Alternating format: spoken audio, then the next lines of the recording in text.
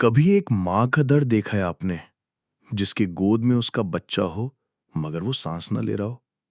वो माँ दिन रात बस एक ही बात सोचती है, कोई तो होगा जो मेरे बच्चे को फिर से जिंदा कर सके। आज जो कहानी आप सुनने जा रहे हैं वो है एक माँ की। एक ऐसी माँ जिसका नाम था किसा गौतमी। जब उसका बच्चा मर गया तो वो टूट नहीं गई, वो पूरी दुनिया के दरवाजे खटखटाने लगी, बस एक उम्मीद में कि शायद कोई दवा, कोई चमत्कार उसका बच्चा लौटा दे। लोग हंसे, रोए, मगर मदद न कर सके। तब किसी ने उसे कहा, गौतम बुद्ध के पास जाओ, शायद वहीं कोई रास्ता हो। और वहीं से शुरू होती है ये कहानी, ममता की, मोह की, मौत की और आखिर में मोक्ष की। ये सिर्फ एक माँ की कहानी नहीं है, ये हम सब की कहानी है, जो अपनों को खोने के डर से जी नहीं पाते। तो चलिए अब सुनते हैं वो यात्रा जो एक मां को पीड़ा से बोधि तक ले जाती है। मां का इनकार। एक टूटी हुई आत्मा। वो हिलाने लगी। बेटा उठ, देख मां बैठी है। कोई जवाब नहीं आया। उसने पानी के छींटे मारे, छाती दबाई, सिर सहलाया। किसी को बुलाओ, वैद्य को लाओ। लेकिन सब बेकार। लोग आए, देखे, सिर झुकाया, चले गए। कोई बोला, बहन अब इसे भगवान के पास जाने दो। पर किसा चीख पड़ी, नहीं, मेरा बेटा मरा नहीं है, ये सो गया है, बस नींद में है। और वहीं से शुरू हुआ एक मां की पागलपन भरी यात्रा। उसने बच्चे को कपड़े में लपेटा, कसकर सीने से चिपकाया और निकल पड़ी। गली गली, गांव गांव, हर दरवाजे पर जाकर कहती, मेरा बच्चा बीमार है, कोई उसे ठीक कर दो। लोग चुप हो जाते। कोई दया से सिर हिलाता, कोई दरवाजा बंद कर देता। किसा अब दिन रात भटक रही थी। कोई कहता, बहन अब शांति से बैठो, पर वो सुनने को तैयार नहीं थी। उसकी आंखों में सिर्फ एक बात थी, मेरा बेटा लौट आए, किसी भी कीमत पर। उसके हाथ कांपते थे, पैर थरथराते थे, शरीर थक चुका था, लेकिन दिल उम्मीद से भरा था। और तभी किसी ने कहा, गौतम बुद्ध के पास जाओ। ये वाक्य उसके लिए जैसे आशा की किरण था। हां, वो भगवान है ना, वो तो सब कर सकते हैं। अब किसा की आंखों में उम्मीद की नई चमक थी। उसने बच्चे को सीने से लगाया और चल पड़ी बुद्ध की ओर। गौतमी अब दिन रात भूखी प्यासी गली गली भटक रही थी। उसकी आंखें सूजी हुई थीं, बाल बिखरे हुए, कपड़े धूल से सने। बच्चे का शरीर अब धीरे धीरे ठंडा होता जा रहा था, लेकिन मां का दिल अब भी उसकी धड़कनों की कल्पना कर रहा था। वो एक दरवाजे पर गई। बहन, कोई वैद्य है, कोई तांत्रिक, देखो मेरा बेटा बस थोड़ी देर के लिए बेहोश है, बस कोई औषधि चाहिए, वो फिर से दौड़ेगा। लोग चुप हो जाते। एक बुजुर्ग ने कहा, बेटी अब इसे जाने दो, ये अब इस दुनिया में नहीं है। लेकिन किसा चीख पड़ी, कैसे जाने दूं, ये मेरी कोख से निकला है, क्या मां इतनी आसानी से बच्चे को छोड़ सकती है? धीरे धीरे गांव के लोग उसे देखने से भी कतराने लगे। कोई कहता, ये पगला गई है, कोई कहता, भूत प्रेत सवार है इस पर। बच्चे का शरीर अब सड़ने लगा था, फिर भी किसा उसे रोज साफ करती, नया कपड़ा पहनाती और फिर चल पड़ती। आज जरूर कोई रास्ता मिलेगा। उसके शरीर से पसीने की बदबू आ रही थी, पर वो अब खुद से बेखबर थी। रात को वो मंदिर के आंगन में लेटती, बेटे को गोदी में लिए तारों की ओर देखती। हे भगवान, क्या मैंने कोई पाप किया था? क्या मुझे मां बनने की इजाजत नहीं थी? उसकी कराह, उसका तड़प सिर्फ वो ही जानती थी। कोई समझ नहीं पा रहा था कि एक मां कितनी टूट चुकी थी।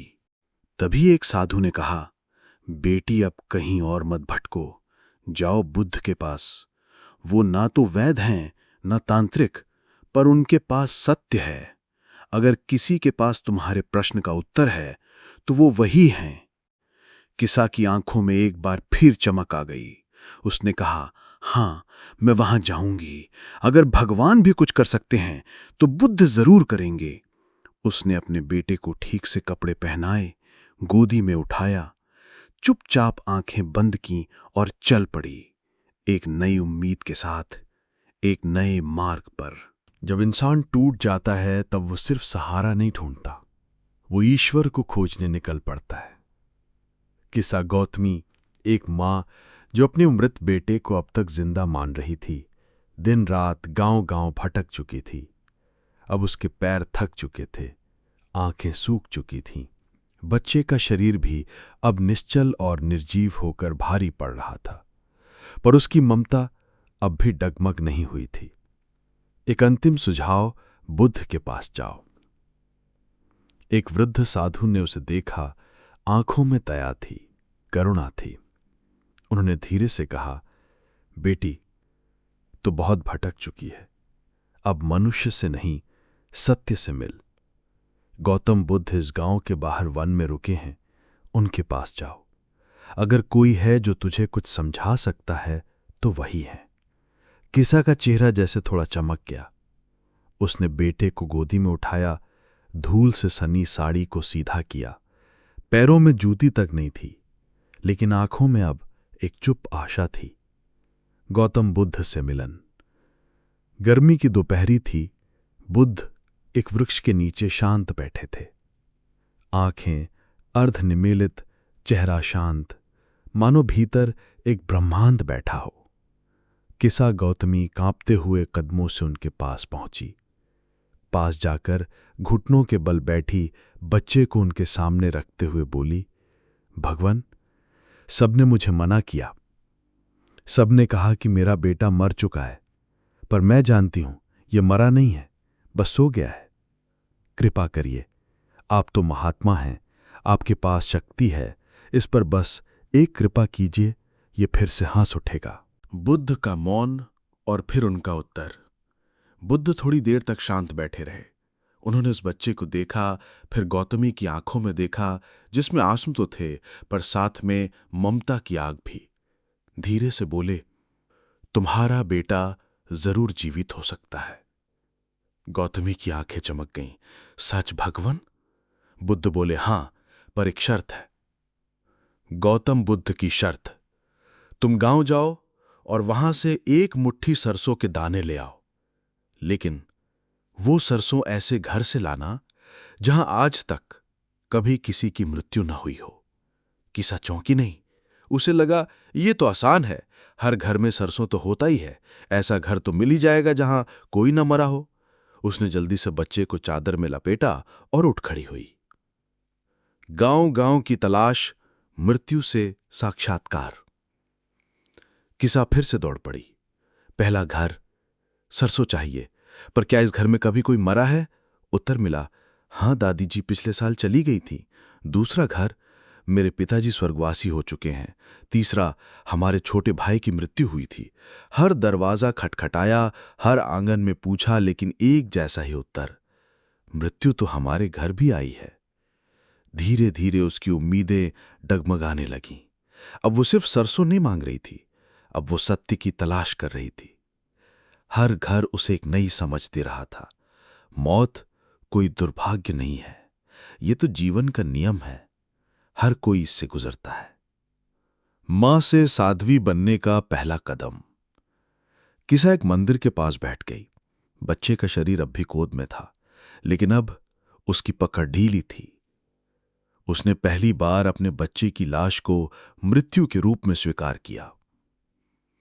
उसने देखा, यह अब मेरा लाल नहीं है, यह अब एक निर्जीव शरीर है। उसकी आंखों से आंसू बहे, पर इस बार वे दुख के नहीं, बोध के आंसू थे। बुद्ध के पास वापसी। अब वो फिर से गौतम बुद्ध के पास पहुंची। अब वो घुटनों पर नहीं गिरी, ना ही चीखी, ना गुहार लगाई, बस शांति से बोली, भगवान, अब मुझे मेरा बेटा नहीं चाहिए, अब मुझे आप चाहिए, मुझे शांति चाहिए।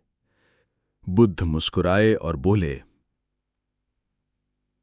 जो मृत्यु को स्वीकार करता है वही जीवन को समझ पाता है, और जो जीवन को जान लेता है उसके लिए शांति दूर नहीं होती। किसा गौतमी अब लौट चुकी थी गौतम बुद्ध के पास, पर वो वही औरत नहीं थी जो एक बेटे की मां बनकर रो रही थी। अब उसकी गोद हाली थी, लेकिन मन में एक नई रोशनी थी। अब मुझे मेरा बेटा नहीं चाहिए। किसा गौतमी ने बुद्ध के चरणों में सिर झुका दिया। भगवान, मैंने हर घर के दरवाजे खटखटाए, हर किसी से सरसों मांगी, पर ऐसा कोई घर नहीं मिला जहां मृत्यु ने दस्तक न दी हो। अब मैं जान चुकी हूं, मेरा बेटा अब नहीं है, और मैं अकेली नहीं हूं। बुद्ध ने उसकी ओर देखा और पहली बार मुस्कुराए। बुद्ध बोले, अब तू देख सकती है।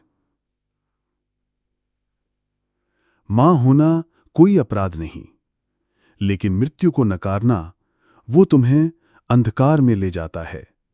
आज जो तुमने देखा वो केवल मौत नहीं थी, वो था जीवन का पहला द्वार। अब तू तैयार है ज्ञान के मार्ग पर चलने के लिए। किसा गौतमी ने कहा, अब मैं सीखना चाहती हूं। उसने रोते हुए कहा, हे भगवान, अब मेरे पास कुछ नहीं बचा, ना मोह, ना उम्मीद, ना ममता। अब बस एक बात चाहिए, आपका शरण। मुझे जीवन का अर्थ समझाइए।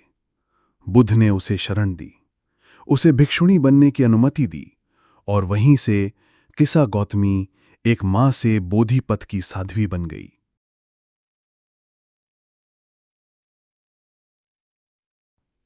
मृत्यु ने उसका सब कुछ छीना था, लेकिन अंततः वो सब कुछ पा गई थी। अब वो रोज ध्यान करती, चुपचाप गहरे बैठती, मृत्यु को, जीवन को, दुख को और मोह को भी भीतर से समझने लगी। कई बार लोग आते और पूछते, क्या तुम वही हो जो बच्चे को लिए भटक रही थी? वो मुस्कुराकर कहती, हां वही थी, लेकिन अब मैं वही नहीं रही। मृत्यु ने उसका सब कुछ छीना था, लेकिन अंततः वो सब कुछ पा गई थी।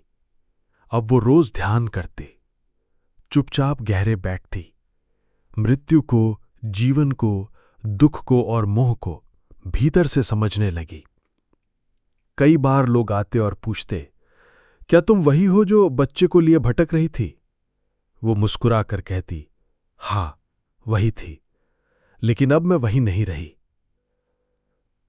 एक मां की आत्मा अब सबकी मां बन चुकी थी।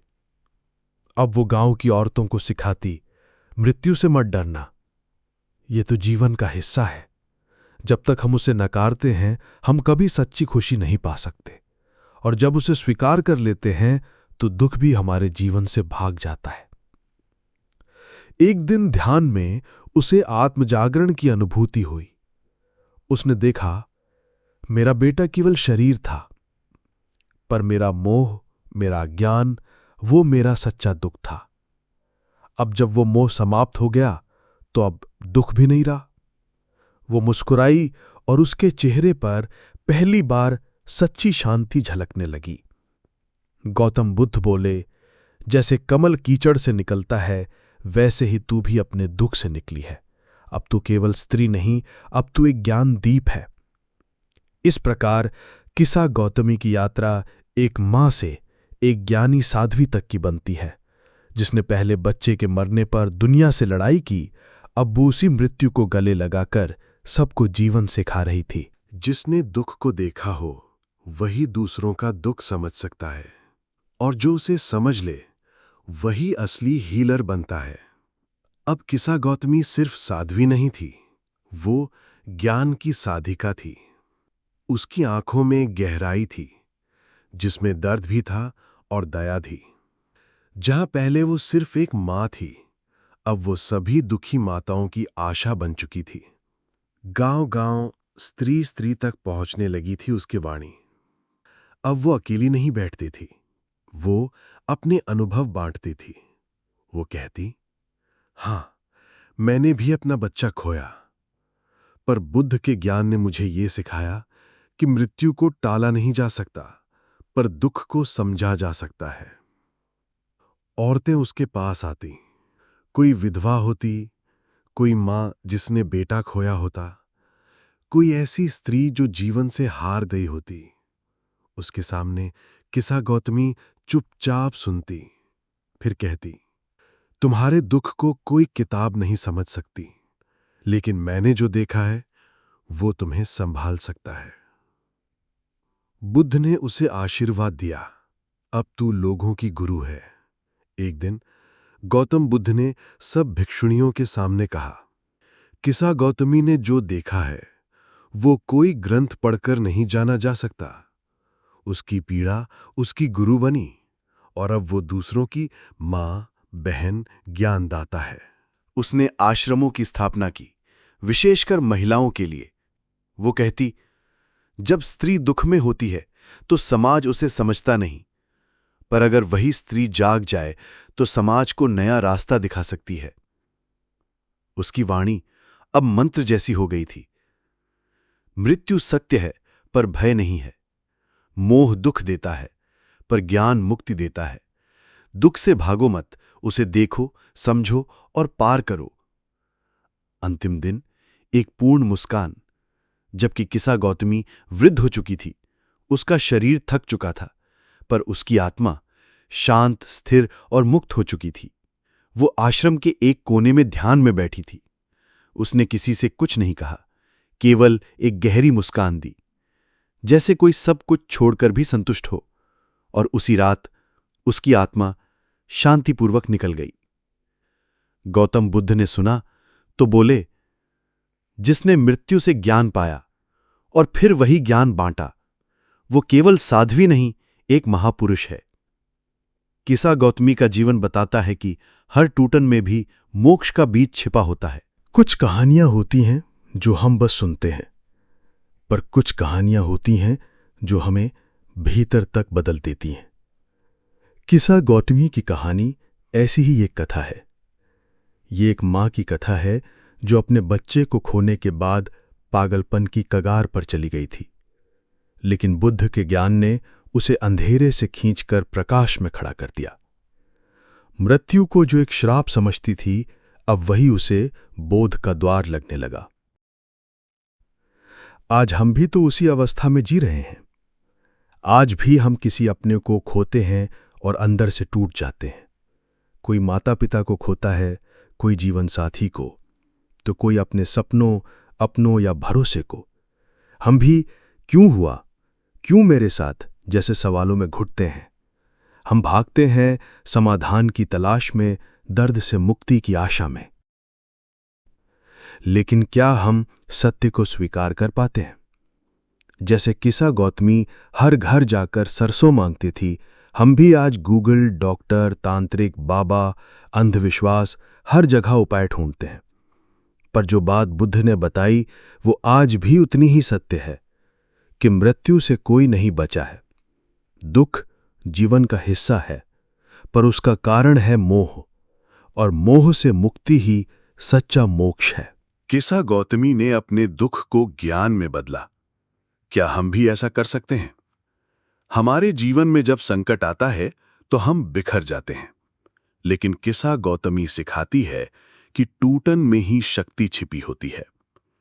अगर हम अपना दर्द समझ लें, उसे स्वीकार लें, तो वही दर्द हमें दूसरों का दर्द समझने वाला बना देता है। आज किसा गौतमी हमसे क्या कहती है? अगर हम शांति चाहते हैं तो हमें मृत्यु को, परिवर्तन को, दुख को दुश्मन नहीं, जीवन का हिस्सा समझना होगा। मृत्यु से डरिए मत, मोह से मुक्त हो जाइए, और फिर देखिए जीवन कितना हल्का, सरल और सुंदर लगने लगता है। अगर आपके जीवन में कोई गहरा दुख आया है तो ये कहानी आपके लिए ही है। किसा गौतमी कहती है, मैं भी रोई थी, मैं भी टूटी थी, पर मैंने ज्ञान का दीप जलाया। अब तू भी उस दीप से अपने अंधकार को मिटा। और यही है इस कथा का अंतिम संदेश। जो अपने दुख से सीखता है वही दूसरों का दीप बनता है, और जो मृत्यु को समझ जाता है वो जीवन को सबसे अच्छे ढंग से जीता है।